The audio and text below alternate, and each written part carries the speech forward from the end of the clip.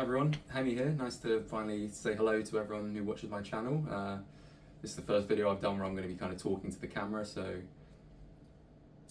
I'll just take this opportunity to say thanks to everyone for watching my videos and subscribing and supporting my channel. It's really very cool that so many people, well, relatively speaking, so many people like my stuff, and you know, big thanks, and I hope I can keep making stuff that everyone seems to enjoy. So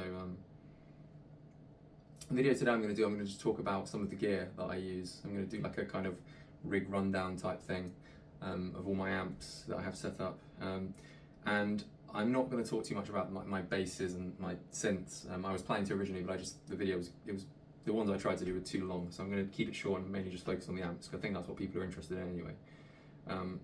So just very quickly, this is my number one jazz bass, and it's just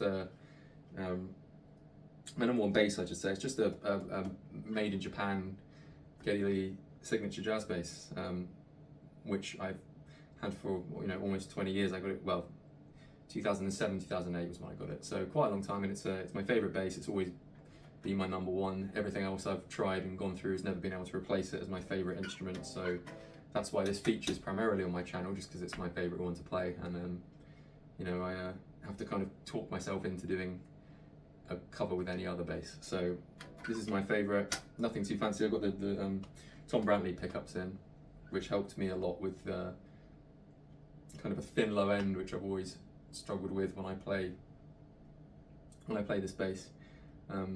Great sounding, but not very fat low end, I'd say, was always the thing about this bass. But I really love how it sounds and how it plays, so putting the Tom Brantleys in was definitely a worthwhile upgrade. And apart from that, it's all stock, so it's just a very standard made in Japan Geddy jazz bass.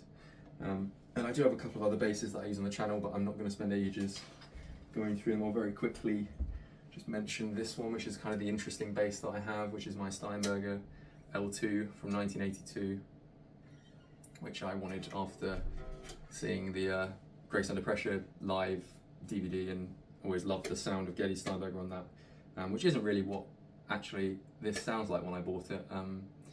It sounds quite different. It's much more like the bootlegs from that era. If you listen to those, it's kind of a twangier sound, not quite so growly. And that live DVD, I always thought of like a motorbike engine, was always what I loved about it. That's what the Steinberger sound made me think of. And there's an element of that on the low notes on the bass, but generally it's quite a clean sound, and it's very good for slapping and popping and kind of funky stuff. So yeah, cool bass. Really glad I have one. Very nice piece of kind of bass history. But for me, it's not. It doesn't suit me as well as the jazz bass does. I think my kind of right hand style is better suited to jazz basses. Definitely the flamenco stuff and the kind of aggressive attack on the strings. I feel the response from a jazz bass is always the one that is most pleasing to my ear. So that's why that doesn't feature quite as much. But I will use it on all of the Grace Under Pressure stuff that I do, that era. And then I also have my backup jazz bass, which is it's a Japanese JB75 in a lovely cherry burst colour. That was the reason I chose this over other ones, because it wasn't too expensive and it was a lovely colour. And this is just again just a made in Japan JB75 jazz bass. I basically just wanted a backup jazz bass, and this was on Reverb for not crazy money. And yeah, I actually chose a JB75 because I thought I'd be getting a kind of 70s style jazz bass, very similar to my Geddy, but it's actually got 60s pickup spacing. The Japanese JB75s had 60s pickup spacing, so I don't know why they did that. But I guess it's the aesthetic side of it. The block inlays and stuff was very 70s, so that's why they marketed it that way, I guess. But it's a really nice bass. I used it for my tool cover on this channel, and I might use it for some stuff in the future.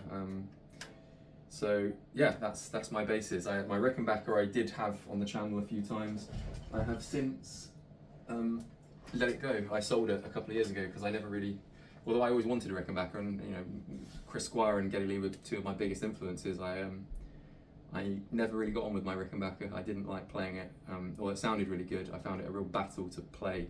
I made ridiculous amounts of mistakes when I was playing it, and recording stuff with it took me 1,000 takes to do anything right, and I just got fed up with it and decided, stick to jazz basses because I love them, and they seem to suit me well, especially this jazz bass.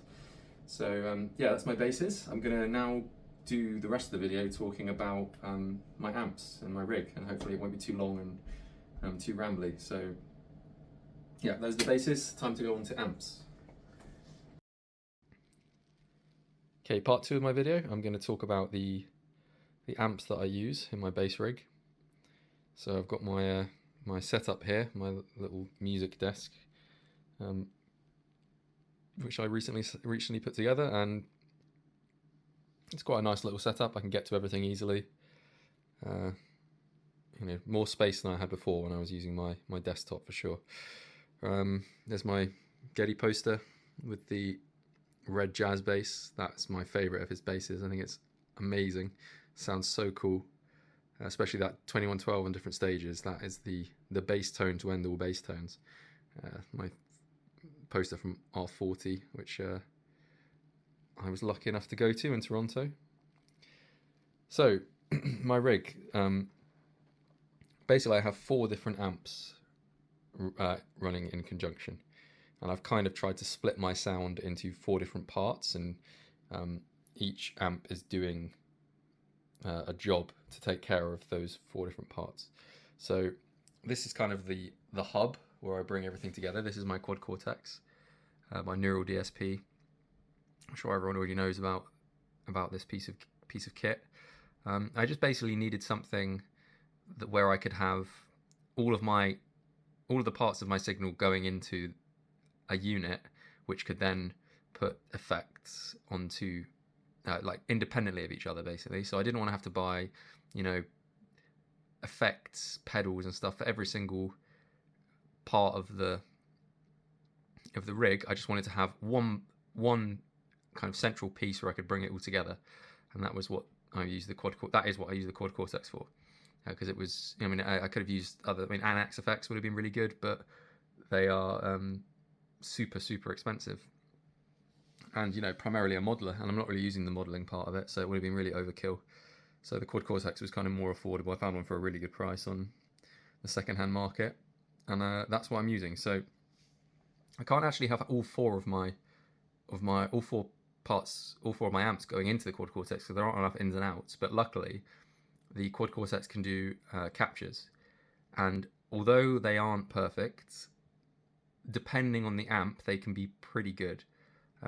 So the top line is a capture, and this is kind of my distorted, very distorted part of my sound. It's quite low in the mix, but it's very distorted, and that is a capture of my PSA1, my Sansamp PSA1. So I got one of these because I really liked. So the gold standard for me of bass tone is kind of Geddy's late 90s sound, particularly different stages, and also that live video. I love the distorted sound, especially on that performance from Molson Amphitheatre.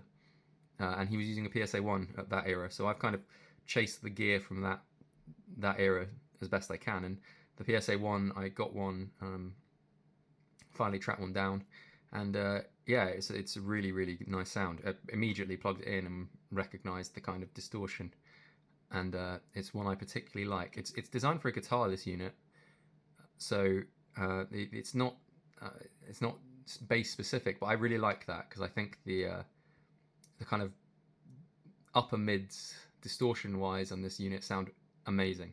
So I have a lot of those turned up, and quite a heavy distorted sound, and then I did a capture on the quad cortex, which was, you know, reasonably close, and that's the top line. So it's very distorted, not that high in the mix. That's the kind of the approach. And the second line on the quad cortex is what I think of as my distorted low end, and that is what I'm using my Ged 2112 for. So I'm using this unit. You can see the drive is about halfway up. It's got the it's in the mode where it's just 1 out for this, so you can have it with 2 outs, but I'm just using it with 1 out. And then the blend knob, you can see, is kind of towards the clean DI bass sound, but it's just under halfway, and the drive is about halfway, so it's got a bit of distortion, but nothing too crazy. And I basically get a sound I really like out of that, and then on the quad cortex, I EQ it, compress it, make all the low frequencies much more prominent, and yeah, and that's kind of my bassy, distorted part of the sound. The third line down is my Trace Elliott. This, if I turn it sideways, you can see the whole thing. I don't know if it's annoying turning it sideways, but it's the only way to get the whole amp in. So that's my Trace Elliott GP12X, which is similar to the Trace Elliott that Geddy was using in the Test Record era, but it's not quite the same.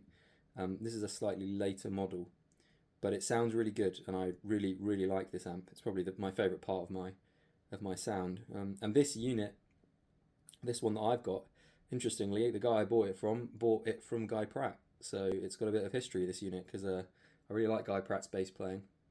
And when I saw that, well, when I was told it used to be owned by Guy Pratt, it was just another reason to buy it. So yeah, cool bit of history for this unit. And they're quite rare. I don't see them very often come up, so it would be hard to replace. I hope nothing goes wrong with it anytime soon. So that's what I use, and I put that through the Palmer PDI 05. And this is a really important part of getting the sound that I like, the Palmer. I have filter 1, I have the deep and the bright switches engaged for the Trace Elliott. So it's basically the kind of Trace Elliott is doing all the punchy top end slappy sound in my setup. So in my tone, I should say. And the bright knob on the Palmer really, really affects how that sounds, and it affects it in a way which I very, very much like. So I can't get these anymore. They stopped producing them, sadly, but I got one before they stopped production, and yeah, I would be very sad to have to play without it. It's very, very interesting piece of gear which affects the sound in a way that I really like. So that's the third line. And interestingly, I should also say, you can see I've called the patch 4-channel clipping. Well, 4-channel obviously because I have my 4 amps going, but the clipping idea was, you know, I've always liked the sound of a little bit of clipping on my signal. I've never been as happy with the sound when the, you know, whatever is telling me whether I'm clipping or not is saying I'm not clipping. I always like it when there's a bit of clipping. When the red warning light starts flashing, I'm normally getting a sound that I quite like in my ear. And it's normally something like the strings touching the pickup or something, you know, on the jazz bass. That's normally what causes it. But I've been playing around with this now that I've got these 4 separate independent lines. I've been playing around with just clipping the Trace Elliott. So my kind of bright top end, I play around with just pushing it past the point where it's clipping a little bit, and it is a really nice sound. I really like it. It's kind of the sound that I've always liked was the different stages tone, and if you listen to any of the parts where Geddy's bass is really up front, sort of, I mean, close to the heart, there's the big outro jam, there's a bit where Geddy's bass is really up front, and you can hear there's something slightly odd going on with the sound when he smacks the string. It sounds to me like, well, the closest thing I've come to is just clipping it slightly, making it clip very slightly. So that's what I'm doing at the moment with that sound, and I like how it sounds. Obviously, you can't go too crazy with it, or it sounds horrible. But just a very, very subtle.